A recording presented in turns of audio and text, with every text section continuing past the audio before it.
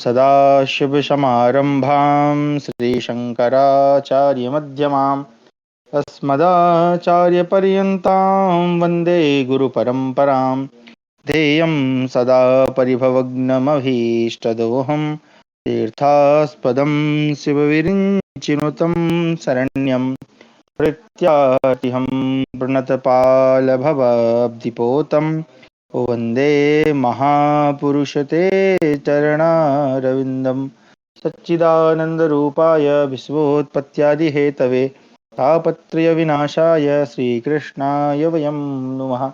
आप सभी का स्वागत है आज की हमारी शास्त्र अध्ययन की कक्षा में, जहां हम अध्ययन कर रहे हैं महाभारत। इसके पूर्व की कक्षा में हमने अध्ययन किया कि आचार्य पुत्र अश्वत्थामा के नारायणास्त्र को छोड़ने के उपरांत भगवान श्री कृष्ण समस्त सैनिकों को उपाय बताते हैं जिससे वो सुरक्षित होते हैं। और उसके बाद हम देखते हैं कि जो नारायणास्त्र भगवान कृष्ण पर और अर्जुन पर चलाया गया था, उस भयानक अस्त्र से, उस भयंकर अस्त्र से दोनों सुरक्षित बच जाते हैं। इसके कारण अश्वत्थामा का मन जो है बड़ा खिन्न हो जाता है। तो वो दुखी होकर जब युद्ध छोड़कर जाने लगता है, तब वहां व्यास जी आकर उसको भगवान श्री कृष्ण की और उनके साथ भगवान शिव की महिमा का वर्णन करते हैं। और हमने उस महिमा का, भगवान शिव की महिमा का और उनके पुरातन इतिहास का बड़ा विस्तृत रूप से अध्ययन किया। उसके बाद हम देखते हैं कि जब अब आचार्य द्रोण जब चले गए हैं और अश्वत्थामा भी भगवान श्री कृष्ण की महिमा को अंततः मान लेता है, तो हम देखते हैं कि अब जो कर्ण है उसको सेनापति बनाया गया है। 5 दिन तक जो है, 10 दिन तक भीष्म पितामह लड़े। अब 5 दिन तक आचार्य द्रोण ने युद्ध किया और अब जो है 15 और 16वें दिन जो है फिर कर्ण को सेनापति बनाया जाता है और 16वें दिन का युद्ध अब हमारा आरंभ होगा, जहां पर हमारा कर्ण पर्व भी आरंभ हो चुका है। चलिए यहीं से हम अध्ययन करेंगे। तो मैं स्क्रीन शेयर करता हूँ। अरे भाई कहाँ गया? तो हमारा है द्वितीय अध्याय, यानी कर्ण पर्व का दूसरा अध्याय, धृतराष्ट्र और संजय का संवाद। वैशंपायनोवाच हते कर्णे महाराज निशीगावल क्षमा करें हते कर्णे महाराज निशीगावल गणस्तदा दीनो यौ नागपुरम नागपुरम अश्वैवात समैजवहि साहस्तिनपुरं गत्वा भृशदमुद्विग्नचेतनः जगाम धृतराष्ट्रस्य क्षयं प्रक्षीणबान्धवम् सातमुद्वीक्ष्य राजानं कश्मलाभिहतौजसं ववन्दे प्राञ्जलि भूत्वा मूर्धना पादौ नृपश्यः। वैशंपायन जी कहते हैं, महाराज, कर्ण के मारे जाने पर गलवगण पुत्र संजय अत्यंत दुखी हो वायु के समान वेगशाली घोड़ों द्वारा उसी रात हस्तिनापुर में जा पहुंचे। उस समय उनका चित्त अत्यंत उद्विग्न हो रहा था। हस्तिनापुर में पहुंचकर वे धृतराष्ट्र के उस महल में गए जहां रहने वाले बंधु बांधव प्रायः नष्ट हो चुके थे। मोहवश जिनके बल और उत्साह नष्ट हो गए थे, उन राजा धृतराष्ट्र का दर्शन करके संजय ने उनके चरणों में मस्तक झुकाकर हाथ जोड़ प्रणाम किया। राजा धृतराष्ट्र का यथा योग्य सम्मान करके संजय ने, हाय बड़े कष्ट की बात है, ऐसा कहकर इस प्रकार वार्तालाप आरंभ किया। पृथ्वीनाथ, मैं संजय हूँ, आप सुख से तो है ना? अपने ही अपराधों से विपत्ति में पड़कर आज आप मोहित तो नहीं हो रहे हैं? विदुर, द्रोणाचार्य, भीष्म और श्री कृष्ण के कहे हुए हितकारक वचन आपने स्वीकार नहीं किए थे। अब उन वचनों को बारंबार याद करके आपको व्यथा नहीं होती है? सभा में परशुराम, नारद और महर्षि कर्ण आदि की कही हुई हितकर बातें आपने नहीं मानी थी। अब उन्हें स्मरण करके क्या आपके मन में कष्ट नहीं हो रहा है? आपके हित में लगे हुए भीष्म, द्रोण आदि जो सुहृद युद्ध में शत्रुओं के द्वारा मारे गए, उन्हें याद करके क्या आप व्यथा का अनुभव नहीं करते हैं?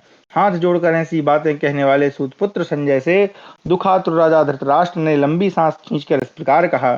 धृतराष्ट्र बोले, संजय, दिव्यास्त्रों के ज्ञाता सूरवीर गंगानंदन भीष्म तथा महाधनुर्धर द्रोणाचार्य के मारे जाने से मेरे मन में बड़ी भारी व्यथा हो रही है। जो तेजस्वी भीष्म साक्षात वसु के अवतार थे और युद्ध में प्रतिदिन 10,000 कवच रथियों का संहार करते थे, उन्हीं को यहाँ पांडुपुत्र अर्जुन से सुरक्षित द्रुपद कुमार शिखंडी ने मार डाला है। यह सुनकर मेरे मन में बड़ी व्यथा हो रही है। जिन महात्मा भृगुनंदन परशुराम ने उत्तम अस्त्र प्रदान किया था, जिन्हें बाल्यावस्था में धनुर्वेद की शिक्षा देने के लिए साक्षात परशुराम जी ने अपना शिष्य बनाया था, जिनकी कृपा से कुंती के पुत्र राजकुमार पांडव महारथी हो गए तथा अन्यान्य नरेशों ने भी महारथी कहलाने की योग्यता प्राप्त की थी, उन्हीं सत्य प्रतिज्ञ महाधनुर्धर द्रोणाचार्य को युद्ध स्थल में धृष्टद्युम्न के हाथ से मारा गया सुनकर मेरे मन में बड़ी पीड़ा हो रही है। संसार में 4 प्रकार के अस्त्रों की विद्या में जिसकी समानता करने वाला दूसरा कोई पुरुष नहीं है। उन्हीं द्रोणाचार्य और भीष्म को मारा गया सुनकर मेरे मन में बड़ा दुख हो रहा है। तीनों लोकों में दूसरा कोई पुरुष जिनके समान अस्त्रवेत्ता नहीं, उन द्रोणाचार्य को मारा गया सुनकर मेरे पुत्रों ने क्या किया। महात्मा पांडुपुत्र अर्जुन ने पराक्रम करके संसप्तकों की सारी सेना को यमलोक पहुंचा दिया और बुद्धिमान द्रोण कुमार अश्वत्थामा का नारायणास्त्र भी जब शांत हो गया, उस समय अपनी सेनाओं में भगदड़ मच जाने पर मेरे पुत्रों ने क्या किया। मैं तो समझता हूँ द्रोणाचार्य के मारे जाने पर मेरे सारे सैनिक भाग चले होंगे, शोक के समुद्र में डूब गए होंगे। उनकी दशा समुद्र में नाव मारी जाने पर वहां हाथों से तैरने वाले मनुष्यों के समान संकट पूर्ण हो गई होगी। संजय, जब सारी सेनाएं भाग गईं, तब दुर्योधन, कर्ण, भोजवंशी, कृतवर्मा, मद्रराज, शल्य, द्रोण कुमार, अश्वत्थामा, कृपाचार्य मरने से बचे हुए मेरे पुत्र तथा अन्य लोगों के मुख की कांति कैसी हो गई थी। गलवगण कुमार, मेरे तथा पांडु के पुत्रों के पराक्रम से संबंध रखने वाला यह सारा वृत्तांत यथार्थ रूप से मुझसे कह सुनाओ। संजय ने कहा, माननीय नरेश, आपके अपराध से कौरवों पर जो बीता है उसे सुनकर दुख न मानिएगा, क्योंकि दैववश जो दुख प्राप्त होता है उसे विद्वान पुरुष व्यथित नहीं होते। प्रारब्धवश मनुष्य को अभीष्ट वस्तु की प्राप्ति हो भी जाती है और नहीं भी होती है, अतः उसकी प्राप्ति हो या न हो, किसी दशा में भी कोई ज्ञानी पुरुष हर्ष या कष्ट का अनुभव नहीं करता है। धृतराष्ट्र बोले, संजय, मुझे इससे अधिक कोई व्यथा नहीं होगी। मैं पहले से ही ऐसा मानता हूँ कि यह अवश्यंभावी दैव का विधान है, अतः तुम इच्छानुसार सारा वृत्तांत कहो। इस प्रकार हमारा दूसरा अध्याय शुरू हुआ। सॉरी, क्षमा करें, मैं गलत बोल दिया मैंने। इस प्रकार हमारा दूसरा अध्याय समाप्त हुआ। अब ऊपर जो 4 प्रकार के अस्त्रों के भेद हैं वो यहाँ विस्तार से बता रहे हैं कि 4 प्रकार के अस्त्र होते हैं कौन कौन से। तो कहा मुक्त, अमुक्त, यंत्र मुक्त तथा मुक्ता मुक्त। तो पहला जो है, जो धनुष या हाथ से शत्रु पर फेंके जाते हैं वे मुक्त कहलाते हैं, जैसे बाण आदि। जिन्हें हाथ में लिए हुए ही प्रहार किया जाता है उन अस्त्रों को अमुक्त कहते हैं, यानी जिनको छोड़ा न जाए, जैसे तलवार आदि। जो यंत्र से फेंके जाते हैं वे यंत्र मुक्त कहलाते हैं, जैसे गोला आदि।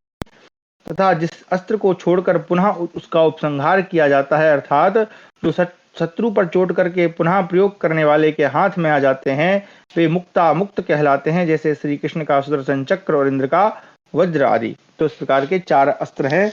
उन्हीं 4 अस्त्रों के वेत्ता थे कौन? आचार्य द्रोण।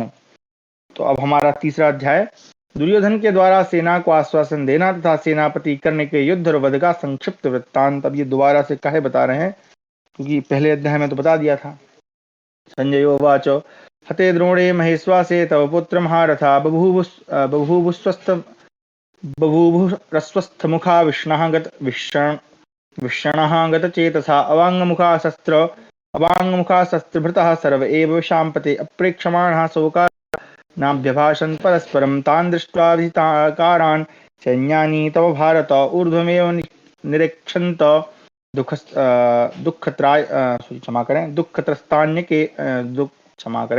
दुःखत्रस्तान्यके अनेकशः।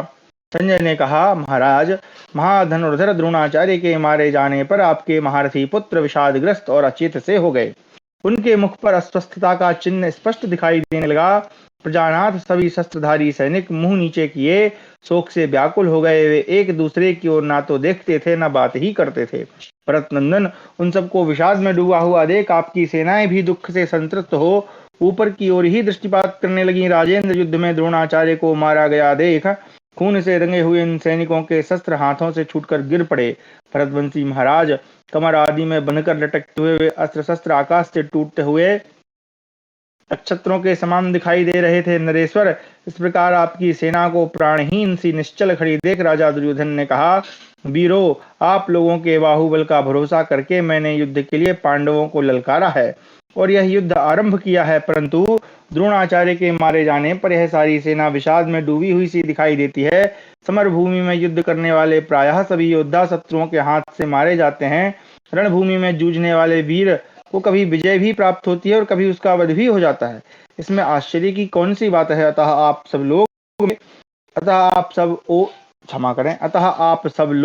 लोग सब ओर मुंह करके उत्साह पूर्वक युद्ध करें।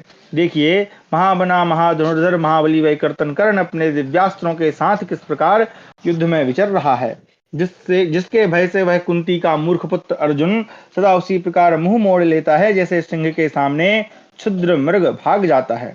जिसने 10,000 हाथियों के समान बल वाले महाबली भीमसेन को मानव युद्ध के द्वारा ही वैसी दुरावस्था में डाल दिया था, जिसने रणभूमि में भयंकर गर्जना करने वाले दिव्यास्त्र वेत्ता सूरवीर मायावी घटोत्कच को अपनी अमोघ शक्ति से मार डाला था, जिसके पराक्रम को रोकना अत्यंत कठिन है, उस सत्य प्रतिज्ञ बुद्धिमान कर्ण के अक्षय बाहुबल को आज आप लोग सम्रांगण में देखेंगे।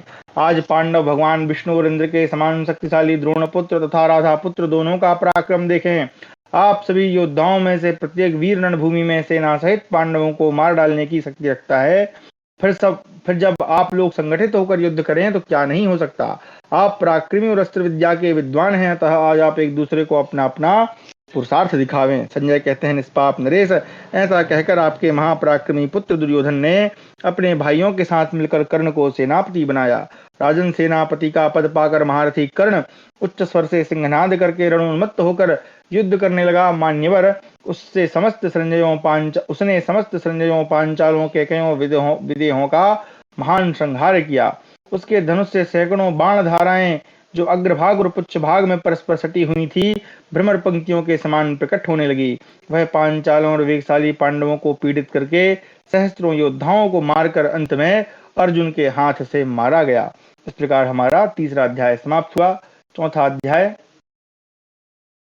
धृतराष्ट्र का शोक और समस्त स्त्रियों की व्याकुलता। वैशंपायनोवाचो एतत् श्रुत्वा महाराज धृतराष्ट्रोऽम्बिकासुता शोकस्यान्तम् अपश्यन् वै हतं मेने सुयोधनं विह्वलापतितो भूमौ नष्टचेता इव द्विपः तस्मिन् निपतिते भूमौ विह्वले राजसत्तमे आर्तनादौ महानासीत् स्त्रीणां भरतसत्तमा सशब्दः पृथ्वीं कृत्स्नां पूरयामास सर्वशः। शंपायन जी कहते हैं, महाराज, यह सुनकर अंबिकानंदन धृतराष्ट्र ने यह मान लिया कि अब दुर्योधन भी मारा ही गया। उन्हें अपने शोक का कहीं अंत नहीं दिखाई देता था। वे अचेत हुए हाथी के समान व्याकुल होकर पृथ्वी पर गिर पड़े। भरत श्रेष्ठ जन्मेजय, राजाओं में सर्वश्रेष्ठ धृतराष्ट्र के व्याकुल होकर पृथ्वी पर गिर जाने से महल में स्त्रियों का महान आर्तनाद गूंज उठा। रोदन का वह शब्द वहां समूचे भूमंडल में व्याप्त हो गया। भरत कुल की स्त्रियां अत्यंत घोर शोक समुद्र में डूब गईं। उनका चित्त अत्यंत उद्विग्न हो गया और वे दुख शोक से कातर हो फूट फूट कर रोने लगीं। भरतभूषण, गांधारी देवी राजा धृतराष्ट्र के समीप आकर बेहोश हो भूमि पर गिर गईं। अंतःपुर की सारी स्त्रियों की यही दशा हुई। राजन, तब संजय ने नेत्रों से आंसुओं की धारा बहाती हुई राजमहल की उन बहुसंख्यक महिलाओं को जो आतुर एवं मूर्छित हो रही थी, धीरे धीरे धीरज बनाया।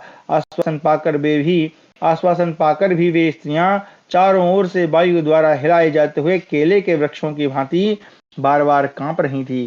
तत्पश्चात विदुर ने भी ऐश्वर्यशाली कुरुवंशी प्रज्ञा चक्षु राजा धृतराष्ट्र के ऊपर जल छिड़क कर उन्हें होश में लाने की चेष्टा की। राजेंद्र, प्रजानाथ धीरे धीरे होश में आने पर धृतराष्ट्र अपने घर की स्त्रियों को वहां उपस्थित जान पागल के समान चुपचाप बैठे रहे। तदनंतर दीर्घकाल तक चिंता करने के पश्चात वे बारंबार लंबी सांस खींचते हुए अपने पुत्रों की निंदा और पांडवों की अधिक प्रशंसा करने लगे। उन्होंने अपनी और सुबल पुत्र शकुनी की बुद्धि को भी कोसा। फिर बहुत देर तक चिंता मग्न रहने के पश्चात वे बारंबार कांपने लगे।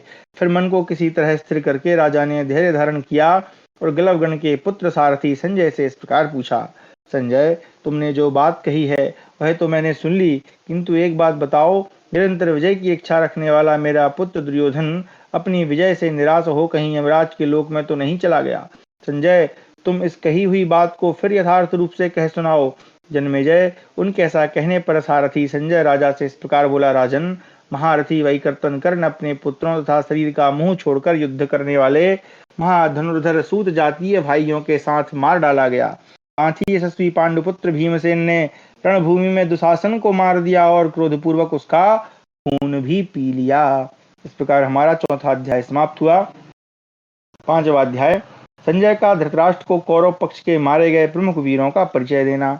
वैशंपायनोवाचो इति श्रुत्वा महाराजो धृतराष्ट्रोऽम्बिकासुतः अब्रवीत् संजयं सूतं शोकसंविघ्नमानसः दुष्प्रणीतेन मेता तव पुत्रस्या दीर्घजीविनः हतं वै कर्तनं श्रुत्वा शोको मर्माणि कृन्तति तस्य मे संशयं छिन्धि दुःखपारं तितीर्षतः कुरूणां सृञ्जयानां च के च जीवन्ति के मृताः। वशम पायन जी कहते हैं, महाराज उपर्युक्त समाचार सुनकर अंबिकानंदन धृतराष्ट्र का हृदय शोक से व्याकुल हो गया। वे अपने सारथी संजय से इस प्रकार बोले, तात अपने अल्पायु पुत्र के अन्याय से वैकर्तन करने के मारे जाने का समाचार सुनकर जो शोक उमड़ आया है वह मेरे मर्म स्थानों को चिरे डालता है। मैं इस अपार दुख से पार जाना चाहता हूँ। तुम मेरे संदेह का निवारण करो कि कौरवों तथा संजयों में कौन कौन जीवित है और कौन कौन मर गए हैं।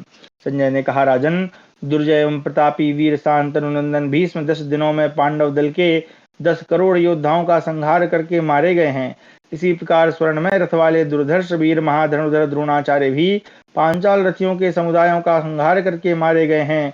भीष्म महात्मा द्रोण के मारने से जो पांडव सेना बच गई थी उसके आधे भाग का विनाश करके वही कर्तन कर्ण मारा गया है। महाराज, महाबली राजकुमार विविंसति रणभूमि में सैकड़ों आनर्त देशी योद्धाओं को मारकर मरा है।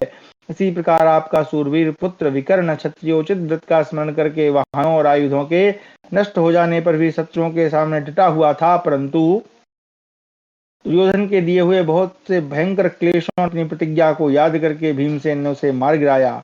अवंती देश के महारथी राजकुमार विंद और अनुविंद भी दुष्कर कर्म करके यमलोक को चले गए। राजन, जिस वीर के शासन में सिंधु सौवीर आदि 10 राष्ट्र थे जो सदा आपकी आज्ञा के अधीन रहा करते थे, उन महापराक्रमी जयद्रथ को अर्जुन ने आपकी 11 अक्षौणी सेनाओं को हराकर तीखे बाणों से मारा। दुर्योधन रणधनुमद वेगशाली पुत्र लक्ष्मण को जो सदा पिता की आज्ञा के अधीन रहता है सुभद्रा कुमार ने मार गिराया। अपने बाहुबल से शोभित होने वाला रणोन्मत्त सूर्य दुशासन कुमार द्रौपदी के पुत्र से टक्कर लेकर यमलोक में जा पहुंचा, जो सागर तटवर्ती किरातों के स्वामी तथा देवराज इंद्र के अत्यंत आदरणीय प्रिय सखा थे। सदा क्षत्रिय धर्म में तत्पर रहने वाले वे धर्मात्मा राजा भगदत्त भी अर्जुन के साथ पराक्रम दिखाकर यमलोक में चले गए। राजन, कौरववंशी महायश्वी सूरवीर भूरिश्रवा जो अपने शस्त्र अस्त्रों का परित्याग कर चुके थे, युद्ध स्थल में सात्विकी के हाथ से मारे गए। अम्बष्ठ देश के राजा क्षत्रिय धुरंधर श्रुतायु भी जो सम्रांगण में निर्भय से विचरते थे, सभ्यसाची अर्जुन के हाथ से मारे गए। महाराज, जो अस्त्र विद्या का विद्वान था, युद्ध में उन्मत्त होकर लड़ने वाला था, सदा अमरस में भरे रहने वाले आपके उस पुत्र दुशासन को भीमसेन ने मार गिराया। राजन, जिसके अधिकार में कई हजार हाथियों की अद्भुत सेना थी, वह सुदक्षिण भी संग्राम में सभ्यसाची अर्जुन के बाणों का निशाना बन गया। कौशल नरेश शत्रुपक्ष के अत्यंत सम्मानित वीरों का वध करके सुभद्रा कुमार अभिमन्यु के साथ पराक्रम दिखाते हुए यमलोक के पथिक बन गए। जो महारथी भीमसेन के साथ भी कई बार युद्ध कर चुका था, ढाल तलवार लेकर शत्रुओं का भय बढ़ाने वाला वह मद्रराज का सूरवीर तेजस्वी पुत्र सुभद्रा कुमार अभिमन्यु के द्वारा मार डाला गया। जो समर भूमि में कर्ण के ही समान पराक्रमी था, शीघ्रता पूर्वक अस्त्र चलाने वाला, सुदृढ़ बल विक्रम से संपन्न और महान तेजस्वी था, वह कर्ण पुत्र विश्वसेन अभिमन्यु का वध सुनकर की हुई अपनी प्रतिज्ञा को याद रखने वाले अर्जुन के साथ भिड़कर कर्ण के देखते देखते उसके द्वारा यमलोक पहुंचा दिया गया। जो पांडवों के साथ सदा बैर बांधे रखता था, उस राजा श्रुतायु को कुंती कुमार अर्जुन ने अपनी शत्रुता का स्मरण करके मार डाला। माननीय नरेश, शल्य का पराक्रमी पुत्र रुक्मरथ जो सहदेव का ममेरा भाई था, युद्ध में सहदेव के ही हाथ से मारा गया। बूढ़े राजा भगीरथ और कैकेय नरेश भृक्षत्र ये दोनों अत्यंत बलवान और पराक्रमी वीर थे, जो युद्ध में पराक्रम दिखाते हुए मारे गए।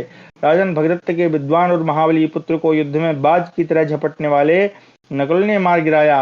आपके पितामह बाली भी महान बल पराक्रम से संपन्न थे, वे भीमसेन के हाथ से बाल्लीक योद्धाओं सहित मारे गए। राजन, द्रासंध के महाबलवान पुत्र मगधवासी जयसेन को महामना सुभद्रा कुमार ने युद्ध में मार डाला। नरेश्वर, आपके पुत्र दुर्मुख और महारथी दुशाह ये दोनों अपने को सूरवीर मानने वाले योद्धा थे, जो भीमसेन की गदा से मारे गए।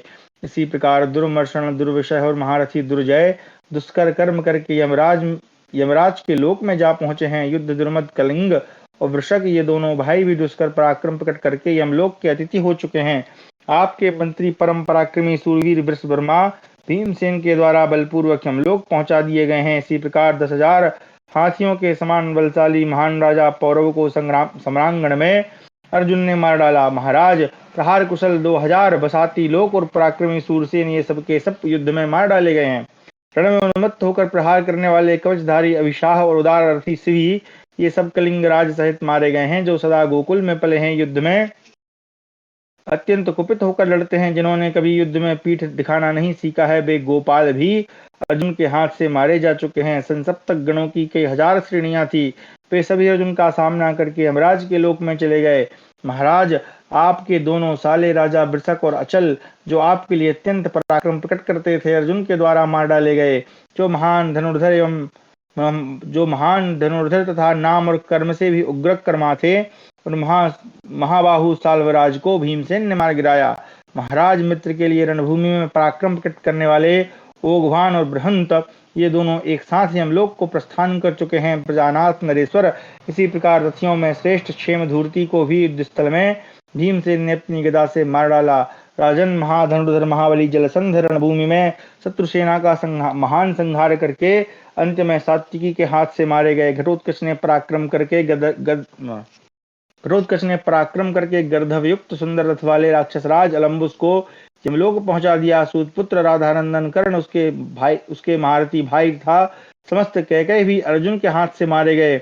मालव मद्रक भयंकर कर्म करने वाले द्राविड़ योधेय ललित क्षुद्रक उशीनर माविल्लक तुंडिकेर सावित्री पुत्र प्राच्य उदीच्य प्रतीच्य दाक्षिणात्य पैदल समूह 10 लाख घोड़े रथों के समूह और बड़े बड़े गजराज अर्जुन के हाथ से मारे गए हैं। राजन, पालन निपुण पुरुषों ने जिनका दीर्घकाल से पालन पोषण किया था, जो युद्ध में सदा सावधान रहने वाले सूरवीर थे, वे सभी अनायास ही महान कर्म करने वाले अर्जुन के हाथ से ध्वज, आयुध, कवच, वस्त्र और आभूषणों सहित सम्रांगण में मारे गए।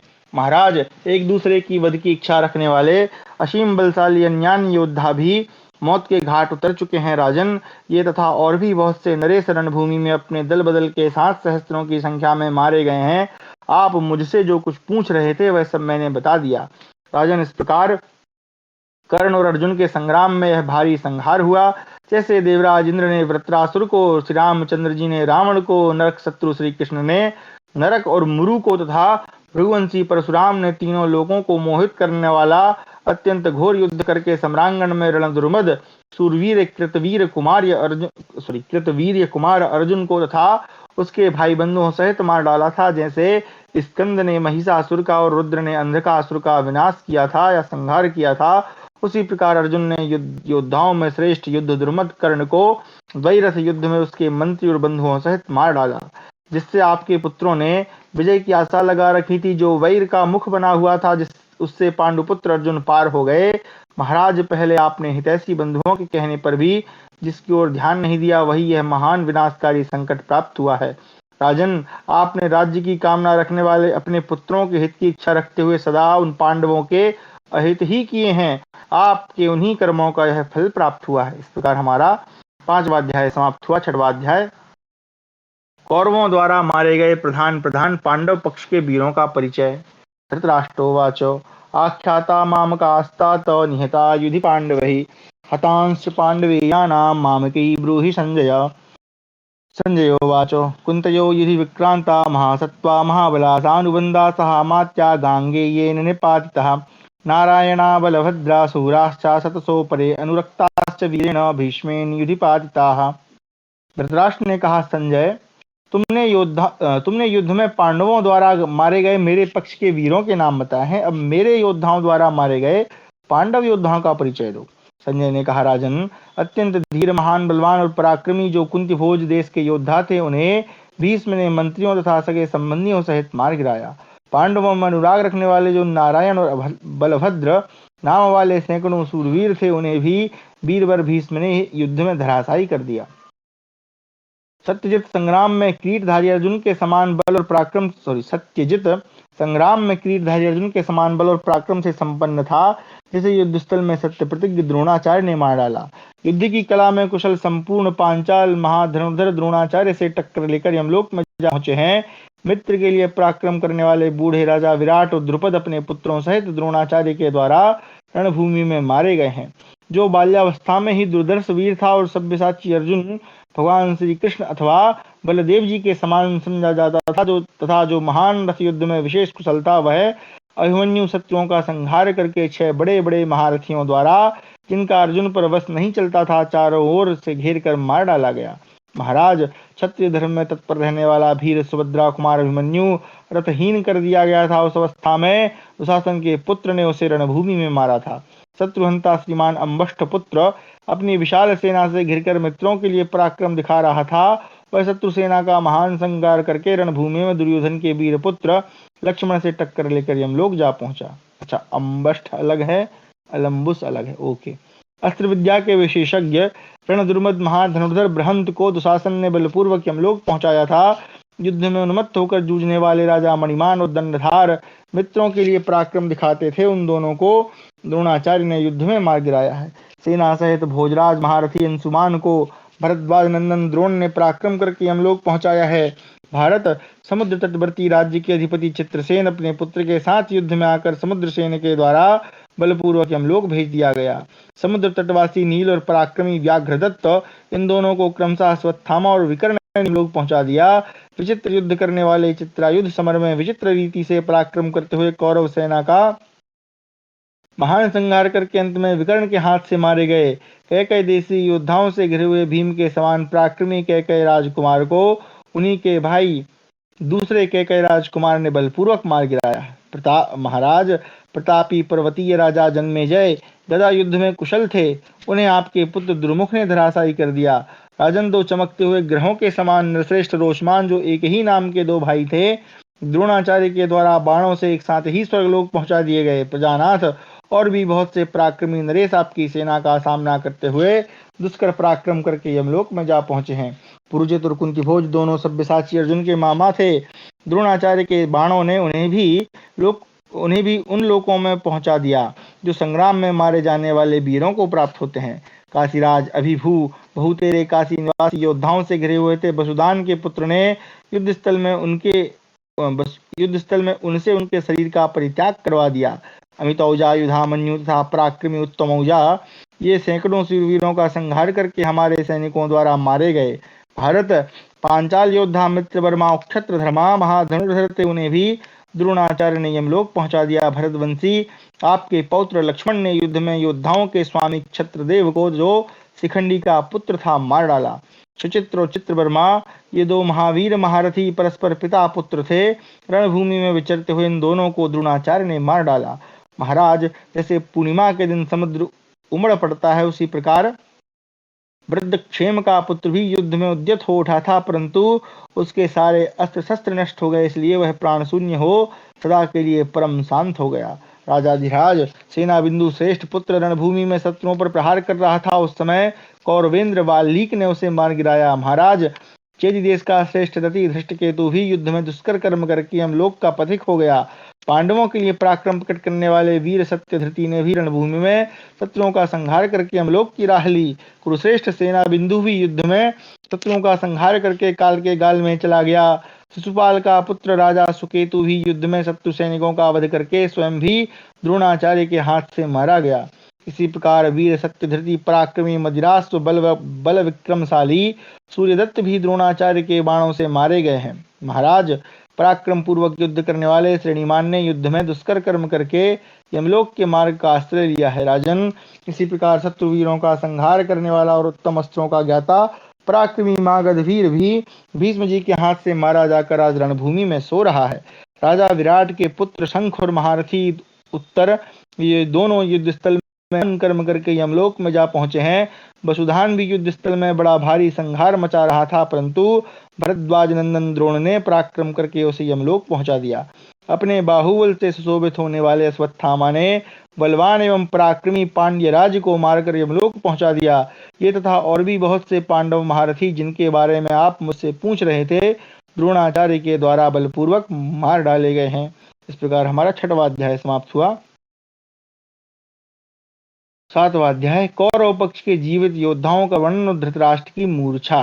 धृतराष्ट्रोवाचो मामकस्यास्य सैन्यस्य हृतोत्सेकस्य संजय अवशेषं न पश्यामि ककुते मृदिते सति तौ हि वीरो महेश्वासो मदर्थे कुरु सत्तमौ भीष्मद्रोणौ हतौ श्रुत्वा नार्थो वे जीविते सति न च मर्ष्यामि राधेयं हतमावहसोहनं यस्य बाहो बलं तुल्यं कुञ्जराणां शतं शतम्। धृतराष्ट्र ने कहा, संजय, प्रधान पुरुष भीष्म, द्रोण और कर्ण आदि के मारे जाने से मेरी सेना का घमंड चूर चूर हो गया है। मैं देखता हूं अब यह बच नहीं सकेगी। वे दोनों कुरुश्रेष्ठ महाधनुर्धर वीर भीष्म और द्रोणाचार्य मेरे लिए मारे गए, यह सुन लेने पर इस अधम जीवन को रखने का अब कोई प्रयोजन नहीं है। जिसकी दोनों भुजाओं के समान रूप से जिसकी दोनों भुजाओं में समान रूप से 10,000 हाथियों का बल था, युद्ध में शोभा पाने वाले उस राधा पुत्र कर्ण के मारे जाने का समाचार सुनकर मैं इस शोक को सहन नहीं कर पाता हूँ।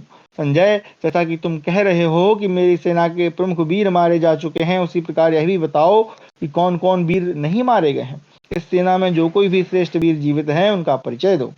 आज तुमने जिन लोगों के नाम लिए हैं, उनकी मृत्यु हो जाने पर तो जो भी अब जीवित है वे सभी मरे हुए के ही समान है, ऐसा मेरा विश्वास है।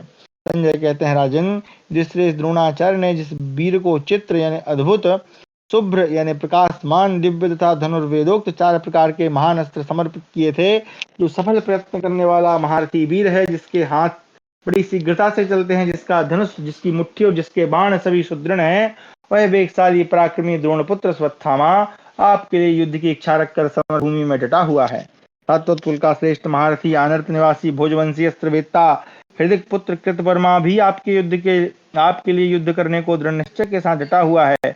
जिन्हें युद्ध में विचलित करना अत्यंत कठिन है, जो आपके सैनिकों के प्रथम सेनापति एवं वेगशाली वीर हैं, जो अपनी बात सच्ची कर दिखाने के लिए अपने सगे भांजे पांडवों को छोड़कर तथा अजात शत्रु युधिष्ठिर के सामने युद्धस्थल में सूतपुत्र कर्ण के तेज और उत्साह को नष्ट करने की प्रतिज्ञा करके आपके पक्ष में चले आए थे। वे बलवान दुर्धर्ष तथा इंद्र के समान पराक्रमी ऋतायन पुत्र शल्य, इनके पिता का नाम ऋतायन, क्या नाम है, वाह, ऋतायन पुत्र शल्य आपके लिए युद्ध करने को तैयार हैं। अच्छी नस्ल के सिंधी, पहाड़ी, दरियाई, काबुली और बनायु देश के बहुसंख्यक घोड़ों तथा अपनी सेना के साथ गांधार राज शकुनी आपके लिए युद्ध करने को डटा है। राजन, अनेक प्रकार के विचित्र अस्त्रों द्वारा युद्ध करने वाले गौतम वंशीय श्रद्धान के पुत्र महाबाहु कृपाचार्य भी महान भार सहन करने में समर्थ विचित्र धनुष हाथ में लेकर आपके लिए युद्ध करने को तैयार हैं। कुरुकुल के श्रेष्ठ वीर महारथी के कई राजकुमार भी सुंदर घोड़ों से जुते हुए ध्वजा पताकाओं से शोभित रथ पर आरूढ़ हो आपके लिए युद्ध करने की इच्छा से डटा हुआ है। नरेंद्र, कुरुकुल का प्रमुख वीर आपका पुत्र कुरुमित्र अग्नि और सूर्य के समान कांतिमान रथ पर आरूढ़ हो बिना बादलों के आकाश में सूर्य के समान प्रकाशित होता हुआ युद्ध के लिए खड़ा है। हाथियों की सेना के बीच में जो स्वर्ण भूषित रथ के द्वारा उपस्थित हो सिंह के समान सुशोभित होता है, वह राजा दुर्योधन भी सम्रांगण में जूझने के लिए खड़ा है। पुरुषों में प्रधान वीर और कमल के समान कांतिमान दुर्योधन सोने का बना हुआ विचित्र कवच धारण करके राजाओं के समुदाय में अल्प धूमों वाली अग्नि एवं बादलों के बीच में सूर्य के समान प्रकाशित हो रहा है। हाथ में ढाल तलवार लिए हुए आपके वीर पुत्र सुसेन और सत्यसेन मन में हर्ष और उत्साह लिए समर में जूझने की इच्छा रखकर चित्रसेन के साथ खड़े हैं। भारत लज्जाशील भयंकर आयुधों वाला शीघ्र भोजी और देखने में सुंदर जरासंध का प्रथम पुत्र राजकुमार अद्रुण, चित्रायु, सुवर्मा, जयसल, सत्यव्रत, दुशल, ये सभी श्रेष्ठ पुरुष युद्ध के लिए आपकी अपनी सेनाओं के साथ खड़े हैं। प्रत्येक युद्ध में शत्रुओं का संहार करने वाला और अपने को सूरवीर मानने वाला एक राजकुमार, जो जुआरियों का सरदार है तथा रथ, घोड़े, हाथी और पैदलों की चतुरंगनी सेना साथ लेकर चलता है, आपके लिए युद्ध करने को तैयार खड़ा है। वीर श्रुतायु, धृतायुध, चित्रांगत और वीर चित्रसेन, ये सभी प्रहार कुशल, स्वाभिमानी और सत्य प्रतिज्ञ नरश्रेष्ठ आपके लिए युद्ध करने को तैयार खड़े हैं। नरेंद्र, कर्ण का महामना एवं सत्य प्रतिज्ञ पुत्र सम्रांगण में युद्ध की इच्छा से डटा हुआ है। इसके सिवा कर्ण के 2 पुत्र और हैं, जो उत्तम अस्त्रों के ज्ञाता और शीघ्रता पूर्वक हाथ चलाने वाले हैं। वे भी आपकी ओर से युद्ध के लिए तैयार खड़े हैं। इन दोनों ने ऐसी विशाल सेना को अपने साथ ले रखा है, जिसका अल्प धैर्य वीरों के लिए भेदन करना कठिन है। राजन, इनसे तथा अन्य अनंत प्रभावशाली श्रेष्ठ एवं प्रधान योद्धाओं से घिरा हुआ क्रूराज दुर्योधन हाथियों के समूह में देवराज इंद्र के समान विजय के लिए खड़ा है। धृतराष्ट्र ने कहा, संजय, अपने पक्ष के जो जीवित योद्धा हैं एवं उनसे भिन्न जो मारे जा चुके हैं, उनका तुमने यथार्थ रूप से वर्णन कर दिया। इससे जो परिणाम होने वाला है, उससे अर्थापत्ति प्रमाण के द्वारा मैं स्पष्ट रूप से समझ रहा हूं, अर्थात मेरे पक्ष की हार सुनिश्चित है। अर्थापत्ति आप कह सकते हैं कि अर्थ को एक मतलब जो क्या बोलते हैं उसको, कोई ऐसी व्यवस्था को देखने के बाद, या आप कहें कि ऐसी कोई कोई कार्यक्रम देखने के बाद हम उसके अर्थ को ग्रहण कर लेते हैं कि भाई अब ये होने वाला है ना अर्थापत्ति। उस प्रकार ये थोड़ा सा न्यायिक शब्द है, वहां पे अर्थापत्ति प्रमाण के रूप में ग्रहण किया जाता है। तो अर्थापत्ति का मतलब कि किसी जैसे बादलों को देखकर हमने सोच लिया कि भैया अब तो बारिश हो सकती है ना, वहां पे सकना, ये शक धातु वहां पे रहती है। वैशंपायन जी कहते हैं, राजन, यह कहते हुए ही अंबिकानंदन धृतराष्ट्र उस समय यह सुनकर कि अपनी सेना के प्रमुख वीर मारे गए, अधिकांश सेना नष्ट हो गई, बहुत थोड़ी सी शेष रह गई है, मूर्छित हो गए। उनकी इंद्रियां शोक से व्याकुल हो उठी। वे अचेत होते होते बोले, संजय, 2 घड़ी ठहर जाओ।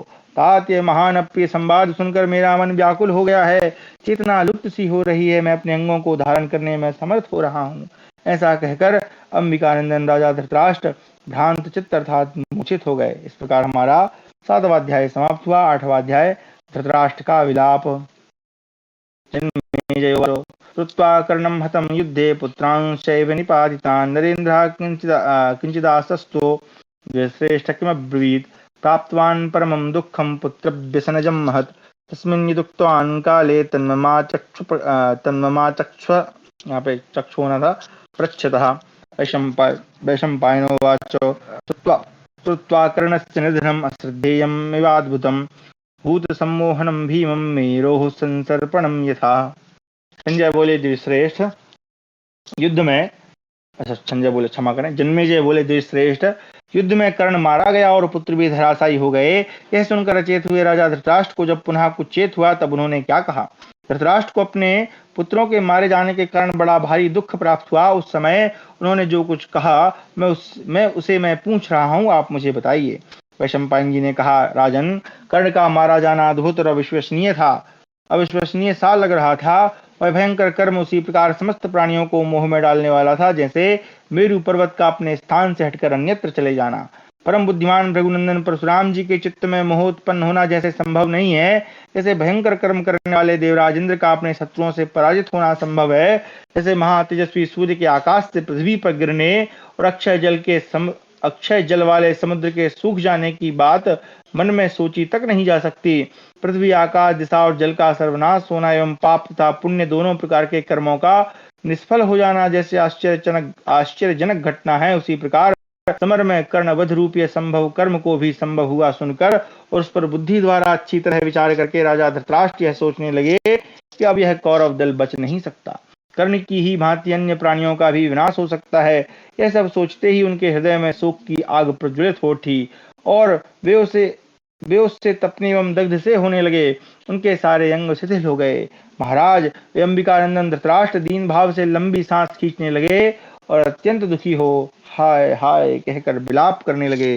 धृतराष्ट्र बोले, संजय, अधिरथ का वीर पुत्र कर्ण सिंह और हाथी के समान पराक्रमी था। उसके कंधे सांड के कंधों के समान हृष्टपुष्ट थे। उसकी आंखें और चाल ढाल भी सांड के ही सदृश थी। वह स्वयं ही दान की वर्षा करने के कारण वृषभ स्वरूप था। यहाँ पे वृषभ यानी धर्म। रणभूमि में विचरता हुआ कर्ण इंद्र जैसे शत्रु से पाला पड़ने पर भी सांड के समान कभी युद्ध से पीछे नहीं हटता था। उसकी युवावस्था थी, उसका शरीर इतना सुदृढ़ था मानो वज्र से गढ़ा गया हो।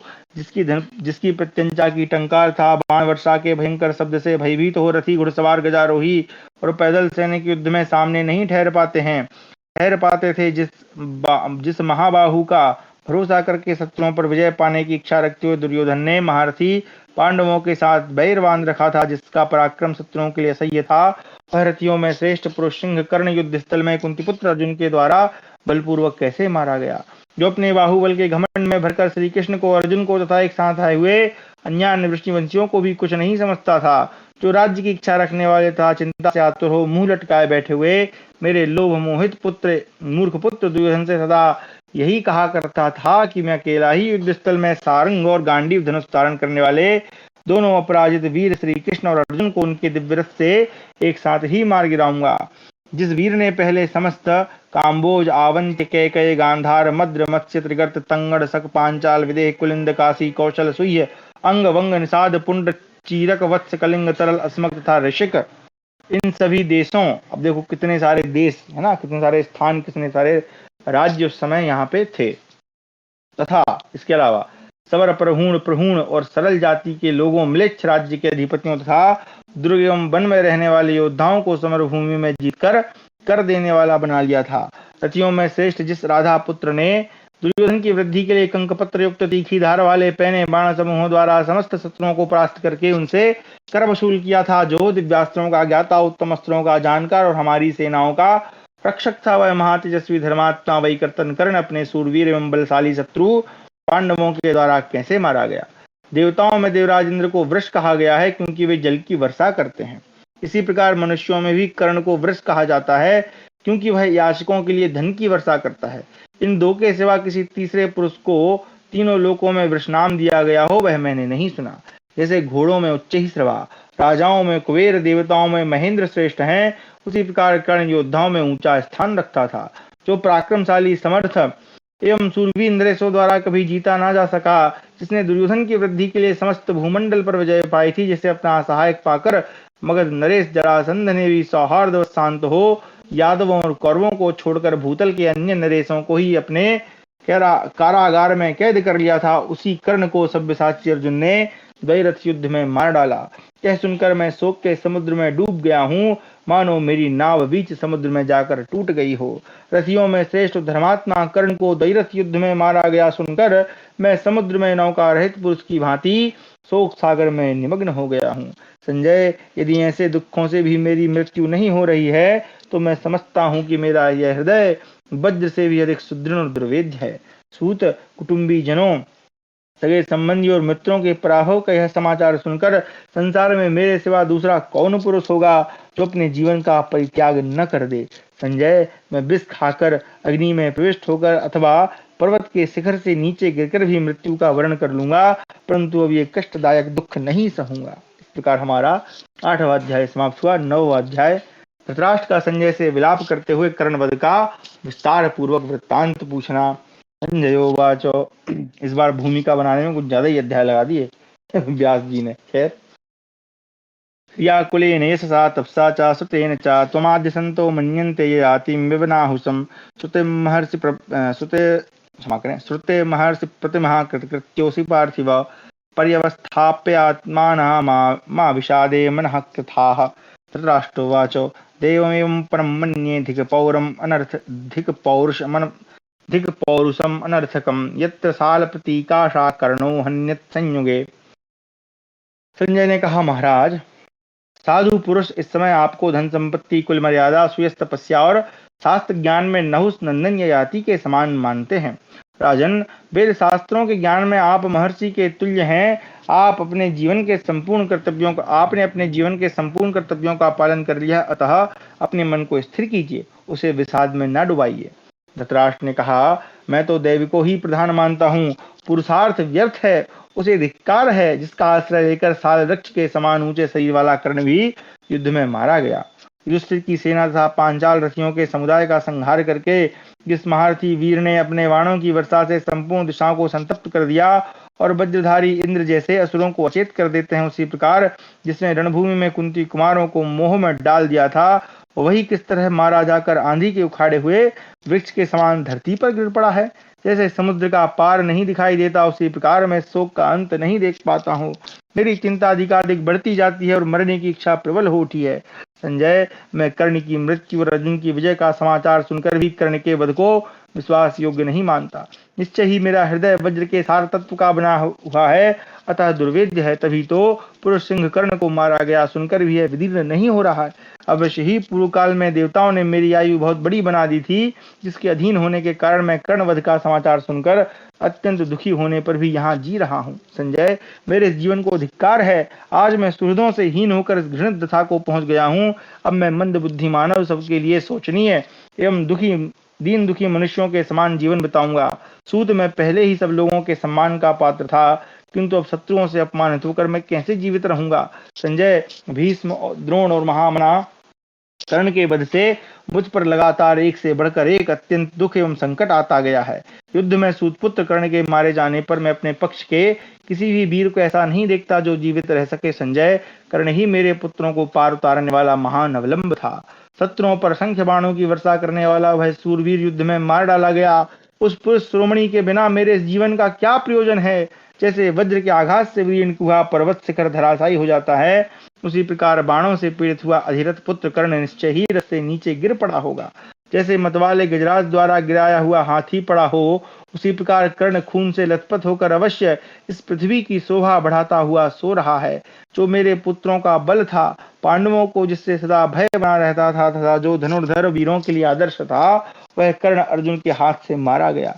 जैसे देवराज इंद्र के द्वारा वज्र से मारा गया पर्वत पृथ्वी पर पड़ा हो, उसी प्रकार मित्रों को अभय दान देने वाला वह महाधनुर्धर वीर कर्ण अर्जुन के हाथ से मारा जाकर रणभूमि में सो रहा है।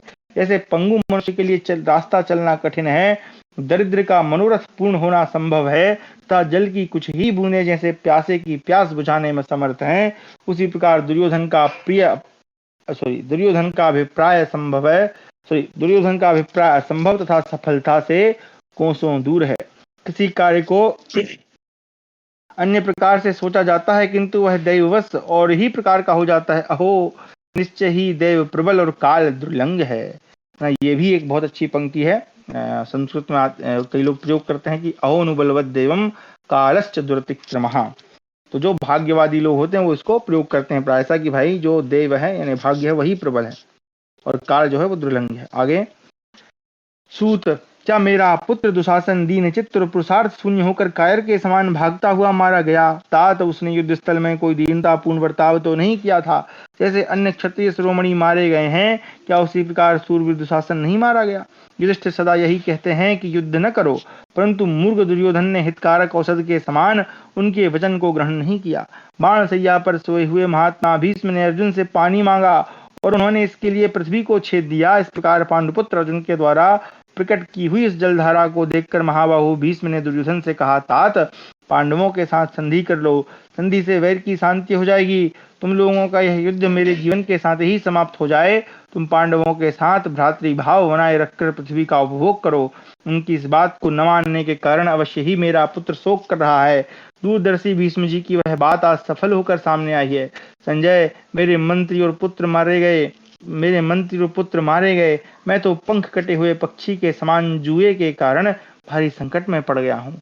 सूत, जैसे खेलते हुए बालक किसी पक्षी को उड़ाकर उसकी दोनों पांखें काट लेते हैं और प्रसन्नता पूर्वक उसे छोड़ देते हैं, फिर पंख कट जाने के कारण उसका उड़कर कहीं जाना संभव नहीं हो पाता, उसी कटे हुए पंख वाले पक्षी के समान मैं भी भारी दुर्दशा में पड़ गया हूँ। मैं शरीर से दुर्बल, सारी धन संपत्ति से वंचित तथा कुटुंबी जनों और बंधु बांधवों से रहित हो शत्रु के वश में पड़कर दीन भाव से किस दिशा को जाऊंगा? वैशंपायन जी कहते हैं, इस प्रकार विलाप करके अत्यंत दुखी और शोक से व्याकुल चित्त हो धृतराष्ट्र ने पुनः संजय से इस प्रकार कहा। धृतराष्ट्र बोले, संजय, जिसने हमारे कार्य के लिए युद्ध स्थल में संपूर्ण काम्बोज निवासियों, अम्बष्टों, कैकयों, गांधारों और विदेहों पर विजय पाई, इन सबको जीतकर जिसने दुर्योधन की वृद्धि के लिए समस्त भूमंडल को जीता था, वही सामर्थ्यशाली कर्ण अपने बाहुबल से सुशोभित होने वाले सूरवीर पांडवों द्वारा सम्रांगण में परास्त हो गया। संजय, युद्ध स्थल में अर्जुन के द्वारा उस महाधनुर्धर कर्ण के मारे जाने पर कौन कौन से वीर ठहर सके, यह मुझे बताओ। तात, कहीं ऐसा तो नहीं हुआ कि कर्ण को अकेला छोड़ दिया गया हो और समस्त पांडवों ने मिलकर उसे मार डाला हो, क्योंकि तुम पहले बता चुके हो कि वीर कर्ण मारा गया। समस्त शस्त्रधारियों में श्रेष्ठ भीष्म जब युद्ध नहीं कर रहे थे, उस दशा में शिखंडी ने अपने उत्तम बाणों द्वारा उन्हें सम्रांगण में मार गिराया। इसी प्रकार जब महाधनुर्धर द्रोणाचार्य युद्ध स्थल में अपने सारे अस्त्र शस्त्रों को नीचे डालकर ब्रह्म का ध्यान लगाए हुए बैठे थे, उस अवस्था में द्रुपद पुत्र धृष्टद्युम्न ने उन्हें बहुसंख्यक बाणों से ढक दिया और तलवार उठाकर उनका सिर काट लिया। संजय, इस प्रकार ये दोनों वीर छिद्र मिल जाने से विशेषतः छल पूर्वक मारे गए। मैंने यह समाचार भी सुना था कि भीष्म और द्रोणाचार्य मार गिराए गए, परंतु मैं तुमसे यह सच्ची बात कहता हूँ कि ये भीष्म और द्रोण यदि समर भूमि में न्याय पूर्वक युद्ध करते तो इन्हें साक्षात वज्रधारी इंद्र भी नहीं मार सकते थे।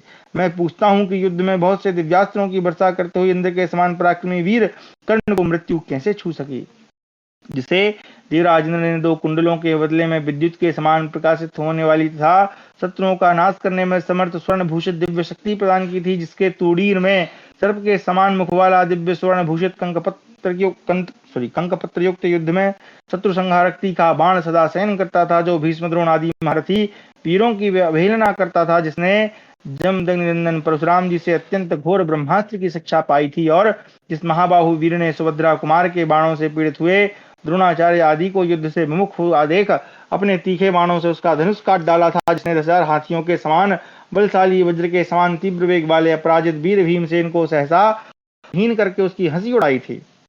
जिसने सहदेव को जीतकर झुकी हुई गांठ वाले बाणों द्वारा उसे प्रतिहीन करके भी धर्म के विचार से दयावश उसके प्राण नहीं लिए, जिसने सहस्त्रों मायाओं की सृष्टि करने वाले विजयाभिलाषी राक्षस राज घटोत्कच को इंद्र की दी हुई शक्ति से मार डाला था। इतने दिनों तक अर्जुन जिससे भयभीत होकर उनके साथ द्वैरथ युद्ध में सम्मिलित नहीं हो सके, वही वीर कर्ण रणभूमि में मारा कैसे गया? कितना झूठ बोल रहा है ये।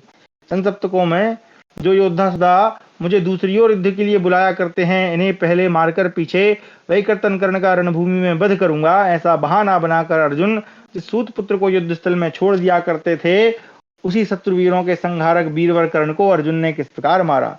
यदि उसका रथ नहीं टूट गया था, तो उसके टुकड़े टुकड़े नहीं हो गए थे और अस्त्र नहीं नष्ट हुए थे, तब शत्रुओं ने उसे किस प्रकार मार दिया? सिंह के समान वेगशाली पुरुषसिंह कर्ण जब अपना धनुष विशाल धनुष कपाता हुआ युद्ध स्थल में दिव्यास्त्र भयंकर बाण छोड़ रहा हो, उस समय उसे कौन जीत सकता है? निश्चय ही उसका धनुष कट गया होगा, या रथ धरती में धंस गया होगा, अथवा उसके अस्त्र नष्ट हो गए होंगे, तभी जैसा कि तुम मुझे बता रहे हो वह मारा गया होगा।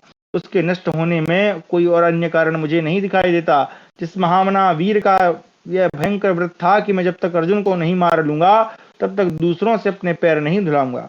रणभूमि में जिसके भय से डरे हुए पुरुष शिरोमणि धर्मराज युधिष्ठिर ने 13 वर्षों तक कभी अच्छी तरह नींद नहीं ली, जिस महामनस्वी बलवान सूतपुत्र के बल का भरोसा करके मेरा पुत्र दुर्योधन पांडवों की पत्नी को बलपूर्वक सभा में घसीट लाया, और वहां भी भरी हुई सभा में उसने पांडवों के देखते देखते समस्त कुरुवंशियों के समीप पांचाल राजकुमारी को दास पत्नी बतलाया, साथ ही जिसने उसे संबोधित करके कहा, कृष्णे तेरे पति अब नहीं के बराबर हैं, ये सभी थोथे तिलों के समान नपुंसक हो गए हैं। सुंदरी अब तू दूसरे किसी पति का आश्रय ले। पूर्व काल में जिस सूत पुत्र ने सभा में रोष पूर्वक द्रौपदी को ये कठोर बातें सुनाई थी, वह स्वयं शत्रुओं द्वारा कैसे मारा गया? जिसने मेरे पुत्र से कहा था कि दुर्योधन यदि युद्ध की श्लाघा रखने वाले भीष्म अथवा रणदुर्मद द्रोणाचार्य पक्षपात करने के कारण कुंती पुत्रों को नहीं मारेंगे, तो मैं उन सभी को मार डालूंगा। तुम्हारी मानसिक चिंता दूर हो जानी चाहिए।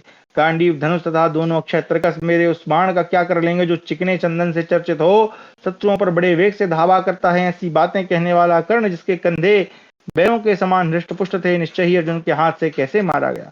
संजय, जिसने गांडीव धनुष से छूटे हुए बाणों के आघात की तनिक भी परवाह न करके कृष्ण अब तू पतिहीना हो गई है, ऐसा कहते हुए कुंती पुत्रों की ओर देखा था, जिसे अपने बाहुबल के भरोसे कभी 2 घड़ी के लिए भी पुत्रों सहित पांडवों और भगवान श्री कृष्ण से भी भय नहीं हुआ।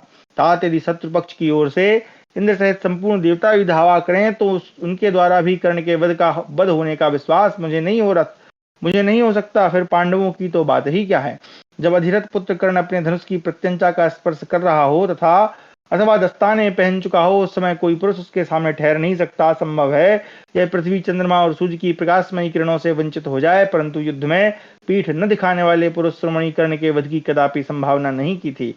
जिस कर्ण और भाई दुशासन को अपना सहायक पाकर मूर्ख एवं दुर्बुद्धि दुर्योधन ने श्री कृष्ण के प्रस्ताव को ठुकरा देना ही उचित समझा था, मैं समझता हूँ आज बैलों के समान पुष्ट कंधे वाले कर्ण को मारा गया, या गिरा हुआ देख दुशासन को भी मारा गया देख मेरा वह पुत्र निश्चय ही शोक में मग्न हो गया होगा। द्वैरथ युद्ध में सव्यसाची अर्जुन के हाथ से कर्ण को मारा गया सुनकर और पांडवों की विजय होती देख दुर्योधन ने क्या कहा था? दुर्मर्शन और वृषसेन भी युद्ध में मारे गए। महारथी पांडवों की मार खाकर सेना में भगदड़ मच गई। सहायक नरेश युद्ध से विमुख हो पलायन करने लगे और रथियों ने पीठ दिखा दी। ये सब देखकर मेरा बेटा शोक कर रहा होगा, ऐसा मुझे मालूम हो रहा है। जो किसी की सीख नहीं मानता है, जिसे अपनी विद्वता और बुद्धिमत्ता का अभिमान है, उस दुर्बुद्धि अजितेंद्रिय दुर्योधन ने अपने सेना को हतोत्साह देखकर क्या कहा? हितैषी सुहृदों के मना करने पर भी पांडवों के साथ स्वयं बड़ा भारी बैर ठानकर दुर्योधन ने जब संग्राम में उसके अधिकांश सैनिक मार डाले थे या मार डाले गए, तब क्या कहा? युद्ध स्थल में अपने भाई दुशासन को भीमसेन के द्वारा मारा गया देख जबकि उसका रक्त पिया जा रहा था, दुर्योधन ने क्या कहा? गांधार राज शकुनी के साथ सभा में दुर्योधन ने जो यह कहा था कि कर्ण अर्जुन को मार डालेगा, उसके विपरीत जब कर्ण स्वयं मारा गया तब उसने क्या कहा? तात पहले द्यूत क्रीड़ा का आयोजन करके पांडवों को ठग लेने के बाद जिसे बड़ा हर्ष हुआ था, वह सुबल पुत्र शकुनी कर्ण के मारे जाने पर क्या बोला? वही कर्तन कर्ण को मारा गया देख सात्वत वंश के धनुर्धर महारथी हृदिक पुत्र कृतवर्मा ने क्या कहा? संजय, धनुर्वेद प्राप्त करने की इच्छा वाले ब्राह्मण क्षत्रिय वैश्य जिस बुद्धिमान द्रोण पुत्र के पास आकर शिक्षा ग्रहण करते थे, जो सुंदर रूप से संपन्न युवक दर्शनीय तथा महायशस्वी है, उस अश्वत्थामा ने कर्ण के मारे जाने पर क्या कहा? तात, धनुर्वेद के आचार्य रथियों में श्रेष्ठ गौतम वंशी शरद्वान के पुत्र कृपाचार्य ने कर्ण के मारे जाने पर क्या कहा? युद्ध में शोभा पाने वाले रथियों में श्रेष्ठ मद्र देश के अधिपति बलवान वीर महाधनुर्धर मद्रराज शल्य ने अपने सारथित्व में कर्ण को मारा गया देखकर क्या कहा? संजय, भूमंडल के जो कोई भी नरेश युद्ध के लिए आए थे, वे समस्त रणदुर्जय योद्धा वही कर्तन कर्ण को मारा गया देखकर क्या बातें कर रहे थे? संजय, रथियों में सिंह नरश्रेष्ठ वीरवर द्रोणाचार्य के मारे जाने पर कौन कौन से वीर सेना के मुखिया ने अग्रभाग की रक्षा करते रहे? संजय, रथियों में श्रेष्ठ मद्रराज शल्य को कर्ण के सारथी के कार्य में कैसे नियुक्त किया गया, यह मुझे बताओ। युद्ध करते समय भी वीर सूतपुत्र के दाहिने पहिए की रक्षा कौन कौन कर रहे थे, अथवा उसके बाएं पहिए पृष्ठभाग की रक्षा में कौन कौन वीर नियुक्त थे? किन सूरवीरों ने कर्ण का साथ नहीं छोड़ा और कौन कौन से नीच सैनिक वहां से भाग गए? तुम सब लोग एक साथ होकर लड़ रहे थे, तब महारथी कर्ण कैसे मारा गया? संजय, जिस समय सूरवीर महारथी पांडव पानी की धारा बरसाने वाले बादलों के समान स्वयं ही बाणों की वृष्टि करते हुए आगे बढ़ने लगे, उस समय महान बाणों से सर्वश्रेष्ठ दिव्य सर्पमुख बाण व्यर्थ कैसे हो गया, यह मुझे बताओ। संजय, मेरी सेना का उत्कर्ष अथवा उत्साह नष्ट हो गया है, इसके प्रमुख वीर कर्ण के मारे जाने पर अभय कैसे बच सकेगी, ऐसा मुझे नहीं दिखाई देता। मेरे लिए प्राणों का मुंह छोड़ देने वाले महाधनुर्धर वीर भीष्म और द्रोणाचार्य मारे गए, यह सुनकर मेरे जीवित रहने का क्या प्रयोजन है? जिसकी भुजाओं में 10,000 हाथियों का बल था, वह कर्ण पांडवों द्वारा मारा गया, यह बारंबार सुनकर मुझसे नहीं सहा जाता है। संजय, द्रोणाचार्य के मारे जाने पर संग्राम में नरवीर कौरवों का शत्रुओं के साथ जैसा वर्ताव हुआ, वह मुझे बताओ। शत्रुहंता कर्ण ने कुंती पुत्रों के साथ जिस प्रकार युद्ध का आयोजन किया और जिस प्रकार वह रणभूमि में शांत हो गया, वह सारा वृत्तांत मुझे बताओ। इस प्रकार हमारा 9वां अध्याय समाप्त हुआ। कक्षा को यहीं विराम देते हैं, समय हो गया होगा। हाँ जी, कल फिर हम पढ़ेंगे कर्ण को सेनापति बनाने के लिए अश्वत्थामा का प्रस्ताव और सेनापति के पद का अभिषेक। तो अब यहाँ पे विस्तार से चर्चा हो रही है। आज की कक्षा में हमने